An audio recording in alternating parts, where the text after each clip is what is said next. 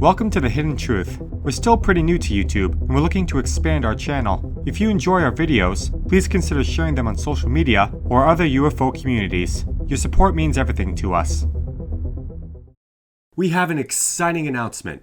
We'll be doing a monthly giveaway. All you have to do is like and comment on our videos for the chance to win a variety of prizes, including hats, shirts, and more. The more you like and comment, the greater your chances. Oh, and subscribing doesn't hurt either. What are you waiting for? Smash that like button. You can get free stuff. 1964. UFO destroys Atlas missile. The year was 1964. The place, 60 miles above the continental USA. An Atlas missile had an encounter with an aggressive UFO, which ended with the Atlas missile being destroyed. We are looking for voice volunteers. Send us an email if you are interested. An astonishing case was revealed in 1982 by a former first lieutenant in the Air Force, Dr. Robert Jacobs, now assistant professor of radio film TV at the University of Wisconsin. Dr. Jacobs claims that on September 15, 1964, when he was in charge of the filming of missile tests at Vandenberg Air Force Base, California, a UFO was responsible for the destruction of an Atlas missile.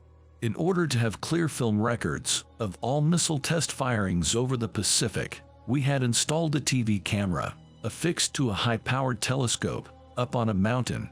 Dr.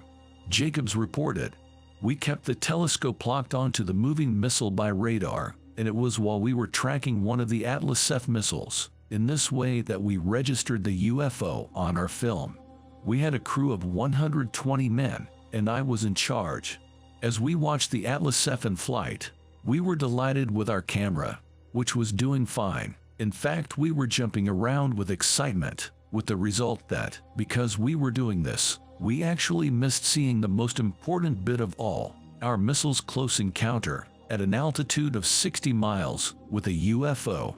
I only heard about it, in fact, a couple of days later, when I was ordered to go and see my superior, Major Florence J. Mansman, Chief Science Officer of the unit. With him there, in his office, there were a couple of men in plain clothes.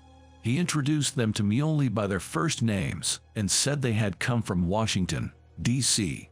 Then Major Mansman had the film of the test run through, and just at that point where my men and I had been busy congratulating ourselves and each other, Major Mansman pointed to the screen and said, "Watch this bit closely." Suddenly, we saw a UFO swim into the picture. It was very distinct and clear, a round object. It flew right up to our missile and emitted a vivid flash of light. Then it altered course and hovered briefly over our missile, and then there came a second vivid flash of light. Then the UFO flew around the missile twice and set off two more flashes from different angles, and then it vanished. A few seconds later, our missile was malfunctioning and tumbling out of control into the Pacific Ocean, hundreds of miles short of its scheduled target. They switched on the office lights again, and I found myself confronted by three very intense faces. Speaking very quietly, Major Mansman then said, "Lieutenant, just what the hell was that?" I replied that I had no idea. Then we ran the film through several more times, and I was permitted to examine it with a magnifying glass. Then Mansman again asked me what I thought, and I answered that in my opinion, it was a UFO.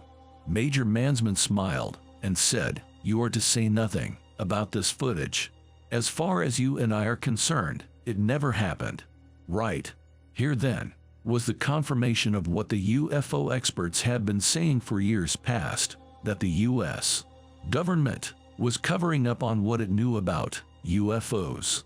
The film was turned over to the two men in plain clothes from Washington, who I believe were CIA agents. The film hasn't been heard of since. Major Mansman added, "I don't have to remind you, of course, of the seriousness of a security breach. It's been 17 years since that incident, and I've told nobody about it until now. I have been afraid of what might happen to me, but the truth is too important for it to be concealed any longer. The UFOs are real. I know they are real. The Air Force knows they are real. And the U.S. government knows they are real. I reckon it's high time that the American public knows it too. This incredible case of true Star Wars proportions alone justifies the reluctance of authorities to disclose the true facts about UFOs, even if outright hostility is not proven by the destruction of one missile. Yet how can we be certain that the incident was an isolated one? Resources above top secret. Timothy Good, 1988. My take. This is an awesome case. No other options here. It was either an extraterrestrial UFO or a complete lie. Nobody in 1964 or even now had the tech for a craft like that. The real question here is, why did the aliens destroy the missile? Did they feel it was some sort of attack? Were they showing us their capabilities? UFO radiation effects. UFOs have on many occasions been reported to have emitted radiation of varying types and strengths, and such cases have led to an official clampdown, almost certainly to avoid public alarm. On November 6, 1957, Olden Moore watched a landed UFO for 20 minutes, 30 miles east of Cleveland, Ohio. The following day, Moore was questioned by Army representatives, as well as scientists from the Case Institute of Technology. Geiger counter readings, taken from the center of a 50-foot area, registered 10 times the normal amount, and about 50% more at the perimeter. Moore claimed that he had spoken to unspecified high officials in Washington and said that he had been sworn to secrecy. An ex-Navy pilot who saw 3 oval-shaped UFOs while flying from Hobbs to Albuquerque, New Mexico, on August 13, 1959, was allegedly warned by an Air Force major at Kirtland Air Force Base that he might become ill after the incident. The UFOs had caused the pilot's mags and compass to revolve, following the bearing of the 8-foot diameter objects as they circled his Cessna 170. The pilot said that he had been ordered not to discuss the case with anyone, hence anonymity, except for his wife, who had to be prepared in the event he became ill. The Air Force said they would look after him if this happened within 6 months, but since nothing further was reported about this case, presumably the pilot was unaffected. On December 21, 1964, Horace Bums encountered a UFO resembling an inverted spinning top, about 125 feet in diameter, near Staunton, Virginia. The object caused the engine of his car to cut out, as it remained on the ground for 60 to 90 seconds. Radiation readings taken by Professor Ernest Jamin registered 60,000 counts per minute, confirmed by 2 other engineers present.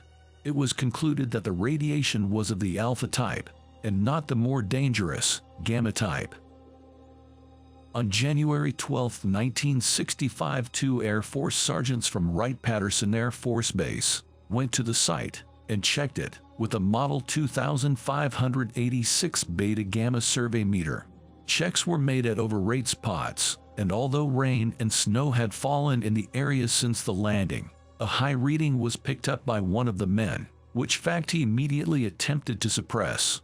2 weeks later, the official report was released, denying that there had been a landing of a UFO or traces of radioactivity. Resources above top secret. Timothy Good, 1988. My take. This is another good reason to avoid approaching a landed UFO if you ever come across one. Who knows the long-term health effects it could have on you?